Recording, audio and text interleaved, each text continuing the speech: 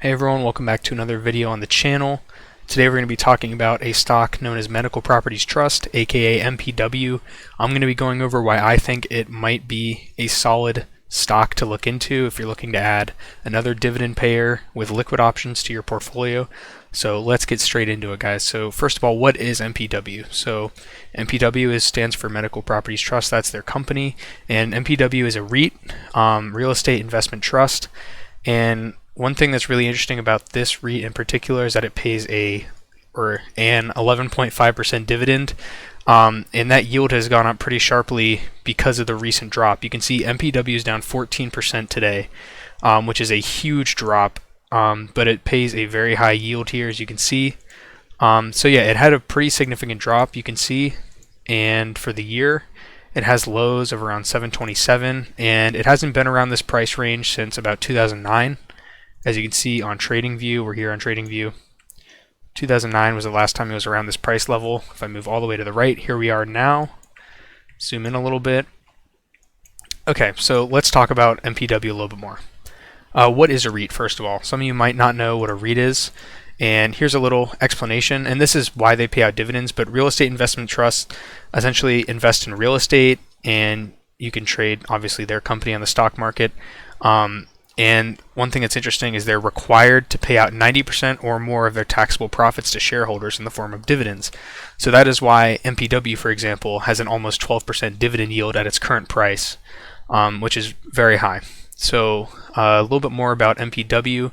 One thing that really drew me towards them was not only that high dividend yield, but the near decade lows of the current price because of the earnings report that came out that made it drop 14%.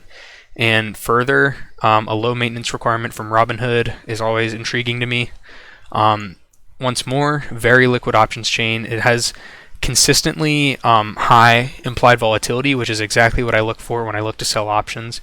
You can see the implied volatility over the course of a 1 year period has pretty consistently been in at least above the 40 level. You can see the low for the entire year was 25, which is still pretty decent. But for the most part, it's been above this 40 implied volatility, and even up to 86% implied volatility. As of obviously recently, with the earnings report coming up, it spiked up to 80. But you can see for the most part, it's been sitting pretty nicely around 50, which is pretty much exactly where I typically look for stocks to be in that I'm looking to sell options on. So that's always great. So I really like MPW for that, because you can see if we go out just 1 week on the options chain, we can get some really great premiums. We can easily get a 1% yield at a good price, and we can easily sell like short strangles, for example. So this is something that really intrigues me on top of the super high dividend yield that they produce. Past that, this one pays out, at least for me, on a better basis. So as you guys know, we're here on the income estimator by TD Ameritrade. As you know, I have 100 shares of T. Whoops. Oh, there we go. 100 shares of T, so they pay out November, February, May, and August. I have 100 shares of Key, a Key Corp, and they pay out in September, so they pay out on different months. But I've always had this void for August, October, January, April, this little void where I won't be receiving dividends. I do have a lot of the yield max funds, as you guys know. Still waiting to make a video on that. It's coming soon. AMZ, Tesla, GUI, NVD, Apple. I have those that pay out monthly, obviously. But in terms of, better quality dividend paying stocks, I do not have anything for that third month, because that third month is always left blank. So what's great about MPW for me personally is that they actually fill that gap. So if I add 100 shares here, you can see MPW will fill that gap, and I will be receiving around $30 in dividends every single month from these three high quality dividend payers, with MPW obviously having the highest dividend yield. One thing that was also attractive to me about MPW's dividend, if we look here at their history, you can see they've consistently raised their dividends since 2016. So it started out at 23 cents per quarter, it went up to 24 cents all the way through 2017, then 25 cents all the way up until 2019, then 26 cents till the end of 2019, then 27 all the way up until 2020, then 28, then 29, and that's where we're currently sitting at. So they've been steadily over time increasing this dividend year over year consistently. They've seemingly never missed a dividend or paid a lesser price because they weren't able to pay out that dividend. So that's one thing that's really intriguing to me, is that they've been able to consistently pay a high dividend yield on their stock, as well as increasing that dividend pretty consistently. So that's always a good indicator for me personally, is to see that in a stock. So I love seeing that. Once again, with this huge drop in price, to me, this price is much more appealing than when it was up at 1066, because 1066 is pretty far off their lows of around 730. But now that we're dropping down to this 860 level, it's much closer to these decade lows, which to me is much more enticing. So I'm really looking to potentially get in here at maybe an 850 put, or just to buy the shares outright. But aside from that, let's look into the financials. So aside from the technicals, the dividend looking good, them just being a REIT in general being good, which I am looking to add a REIT to my portfolio, so this would be a perfect candidate. Let's actually look at the financials. So the way I analyze financials might be iffy to some people. I just look at a couple different metrics that indicate to me that something looks pretty nice. First of all, we're going to go to the analysis page on Yahoo Finance here. And one thing I would like to point out is that all of the analyst targets are above the current price. So 9 is the low, 18 is the high, and the median is 11.91. So the price is currently 32 cents below the lowest analyst price target, which to me is always a good indicator. I know analyst price targets really are not something you should go off of, but to me that's always a good sign, obviously. Aside from that, let's look into the actual financials. And to start off with the income statement, they have increasing total revenue year over year, which is a good sign. Increasing gross profit year over year. And if we look down to, let's go to the balance sheet here. We've got increasing total assets except for the past year, but obviously 2022 was not a great year with the interest rates rising, still rising to this day. But still, they're holding pretty steady through that. If we look into invested capital, working capital is going down, but invested capital is going up. The net debt is going up, which could be considered a concern, but it is a real estate investment trust, so they are investing in real estate potentially by taking on that debt to then make returns on that debt. So in this case, debt could be a good thing.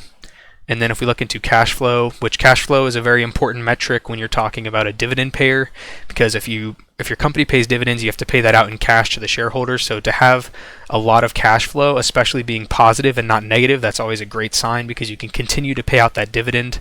But as you can see, increasing free cash flow year over year, which is always good. So yeah, financials look good, analyst price targets look good, the dividend looks good, and the options chain looks very good in my opinion.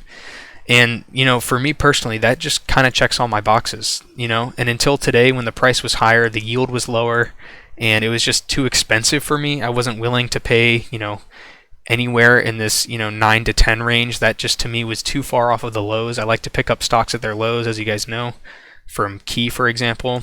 But yeah, this is looking pretty nice, I'm not gonna lie. This is looking like a good little level here to get in on, just around this range for me, at least personally, guys. This is not financial advice for anyone. This is just my personal opinion and what I'm thinking of doing. Kind of just my little journal here that I'm talking about my potential plans. So yeah, I'm looking to add 100 shares of MPW. So let's look at how I'm planning on doing that. So to start off, portfolio is doing pretty good today. It had a really rough start. But we ended positive, and of course overall since the starting of the portfolio in May, we are up. Obviously we've got a ton of options here that are producing a ton of profit every single day with the theta decay. But here's my plan. I'm planning to close out these 3 AMC puts because they are practically worthless, and earnings happened after hours today, which will instantly decimate all of these puts down to zero as soon as the market opens tomorrow, because as you can see, the stock did not move at all compared to the expected move. So these are going to go to zero. I plan on closing all 3 of these out tomorrow morning at open, and then immediately hopping over to MPW, where I plan to sell an at the money put on MPW right here at the 850 strike for hopefully at least $10 a premium, because obviously the stock has gone up a little bit after hours and the theta decay overnight might be small. But I'm hoping to sell this at the money 850 put and get assigned. If I don't get assigned, I'm just going to keep doing that. every single week, and I'm just really hoping it doesn't run away from me. I really want to get assigned, but I just don't want to purchase it outright. I would like to get assigned via a put, so I'm just going to keep selling out the money until I get assigned. So hopefully, I'm hoping by the end of the week we can get assigned on this. That way we can turn around, start selling weekly calls, and collecting that nice 12% dividend. But yeah, that is what I'm looking to do here. I added it to my dividend wheel list because just all around they look like a solid stock. It's kind of similar to Key. As you guys know, Key is my biggest gainer, up 27% or $259. And I literally sniped this stock at an absolute low. Let's see, average cost of $9.30, and $9.30 was literally pretty much at this exact low is when I bought it, right before it literally shot all the way up to $12.57. And honestly, I kind of see MPW in a similar situation, because when I analyze Key's financials, its dividend, its options chain, it looked very similar to MPW. And in fact, MPW looks even better than Key, in my opinion, just because of the options liquidity, the volatility, and also the dividend is 4% higher than Key's is. So honestly, MPW is looking like a pretty solid rival to Key in my portfolio. So I'm definitely looking to add at least 100 shares of this stock to my portfolio as quickly as possible, whether that be through selling the at-the-money puts or just buying the shares outright. We'll see whichever happens first. Hopefully I can get assigned this week. Whether or not I do get assigned, I'll at least make that hopefully $10 on that short put that I was talking about selling here. And yeah, I'll keep you guys updated on this. Hopefully, as I said, we get assigned. You guys will see in this week's portfolio update video on Saturday. You'll see whether I got assigned or not. Here's to hoping we do. But yeah, that is all for today's video on Medical Properties Trust. I hope you guys enjoyed it. Once again, not financial advice, just my own personal opinion. You guys can do with this video's information what you will. I would recommend you do your own research, but this does look pretty great. So yeah, thank you guys for watching, and I'll see you in the next video.